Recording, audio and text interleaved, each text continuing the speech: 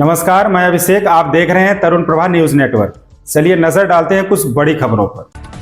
केंद्रीय गृह मंत्री अमित शाह 2 दिवसीय छत्तीसगढ़ के दंतेवाड़ा जिले के दौरे पर हैं। शनिवार की दोपहर केंद्रीय गृह मंत्री अमित शाह पहले विमान से बस्तर पहुंचे। जगदलपुर आगमन के दौरान जनप्रतिनिधियों और अधिकारियों ने आत्मीय स्वागत किया। इस मौके पर पूर्व सांसद दिनेश कश्यप और क्षेत्र के अन्य जनप्रतिनिधियों सहित कलेक्टर हरीश एस, पुलिस अधीक्षक शलभ सिन्हा एवं जिला प्रशासन के अधिकारी मौजूद रहे। यहां से दंतेवाड़ा रवाना हुए।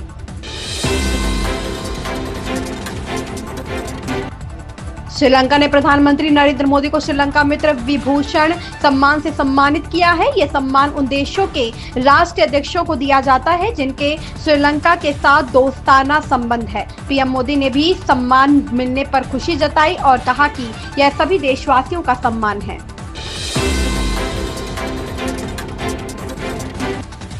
डोनाल्ड ट्रंप द्वारा विभिन्न देशों पर टैरिफ लगाने के फैसले से वैश्विक अर्थव्यवस्था में मंदी की आशंका बढ़ गई है। अब इसे लेकर अमेरिकी नागरिक भी चिंतित है। दरअसल टैरिफ लगने के बाद अमेरिका में जरूरत के कई सामान महंगे हो जाएंगे। यही वजह है कि अमेरिकी लोग टैरिफ लागू होने से पहले ही महंगी चीजें खरीद रहे हैं।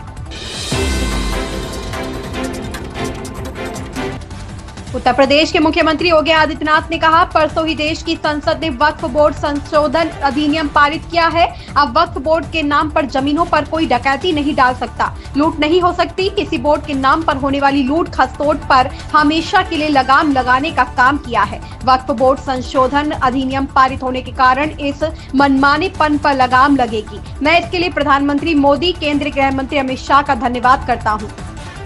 बहनों और भाइयों, यही नया भारत है जहां बिना भेदभाव के कार्य होता है। प्रधानमंत्री मोदी जी के नेतृत्व में आज पूरा देश एक नए भारत का दर्शन कर रहा है, जो भारत बिना भेदभाव के योजनाओं का लाभ सबको देता है। क्या गांव, क्या गरीब, क्या किसान, क्या नौजवान, क्या महिलाएं, क्या बच्चे। कार्यक्रम में आने के पहले मैंने यहाँ पे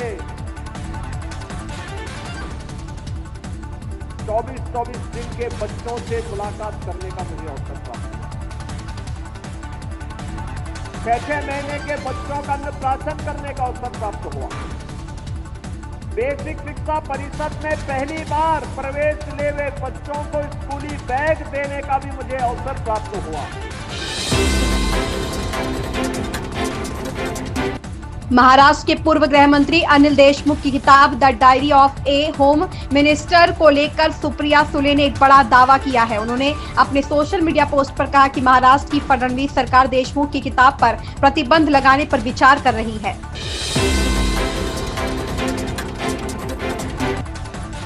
तेलंगाना में कांचा गाची बाउली गांव में 400 एकड़ इलाके में फैले जंगल की कटाई का मामला गरमाया हुआ है। इसके विरोध में हैदराबाद यूनिवर्सिटी के छात्र कई दिनों से प्रदर्शन कर रहे हैं। इस विवाद के बीच दावा किया जा रहा है कि तेलंगाना के सीएम रेवंत रेड्डी के एक प्रस्ताव मिला है जिसमें हैदराबाद यूनिवर्सिटी को दूसरी जगह स्थानांतरित कर उसकी मौजूदा जगह पर 2000 एकड़ जमीन पर इको पार्क विकसित करने का सुझाव दिया गया है।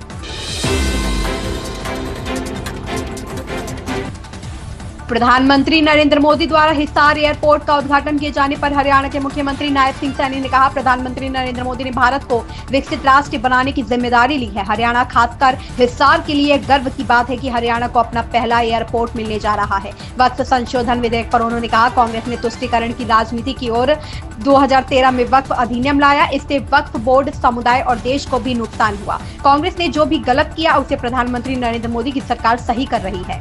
देखिए, अभी तो यहाँ पर हमारा जो महाराजा अग्रसेन एयरपोर्ट हिसार के अंदर देश के यशस्वी प्रधानमंत्री, जिनका संकल्प, जिन्होंने बीड़ा उठाया हुआ है कि भारत को विकसित राष्ट्र बनाना है, हमारे हरियाणा के लिए बड़े गर्व और गौरव की बात है। खासकर हिसार के लोगों के लिए बड़े गर्व की बात है कि यहाँ पर हरियाणा को पहला एयरपोर्ट मिला है। हम आदरणीय प्रधानमंत्री जी का दिल खोल करके स्वागत करेंगे।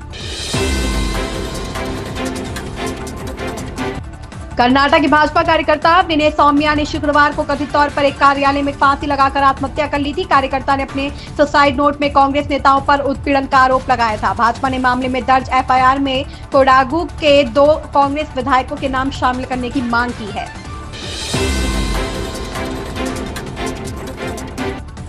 शिवसेना यूबीटी के नेता संजय राउत ने दावा किया है कि वक्फ विधेयक पर उनकी पार्टी का समर्थन पाने के लिए भाजपा नेताओं ने आखिरी समय तक कोशिश की थी। संजय राउत ने कहा कि भाजपा के केंद्रीय और महाराष्ट्र के शीर्ष नेता उद्धव ठाकरे के नेतृत्व वाली पार्टी के संपर्क में थे। शिवसेना यूबीटी नेता ने यह भी दावा किया है कि यह विधेयक कानूनी ढांचे में भ्रष्टाचार को लाने और 2 लाख करोड़ की जमीन भाजपा के करीबी उद्योगपतियों को देने के लिए लाया गया है।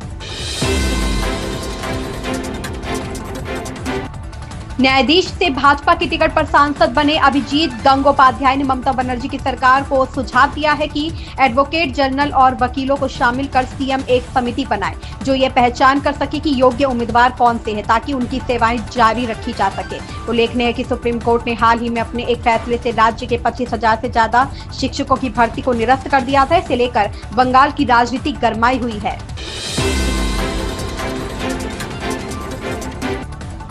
महाराष्ट्र के पुणे में एक गर्भवती महिला को अस्पताल में भर्ती करने से इनकार करने का मामला तूल पकड़ गया है। मुख्यमंत्री देवेंद्र फडणवीस ने घटना पर नाराजगी जताते हुए इसे अस्पताल की असंवेदनशीलता बताया और जांच के आदेश दिए हैं। सीएम ने जांच के लिए एक जांच समिति गठित की है। दरअसल अस्पताल द्वारा महिला को भर्ती करने से इनकार के बाद परिजन उसे दूसरे अस्पताल लेकर गए, लेकिन जुड़वा बच्चों को जन्म देने के बाद महिला की मौत हो गई।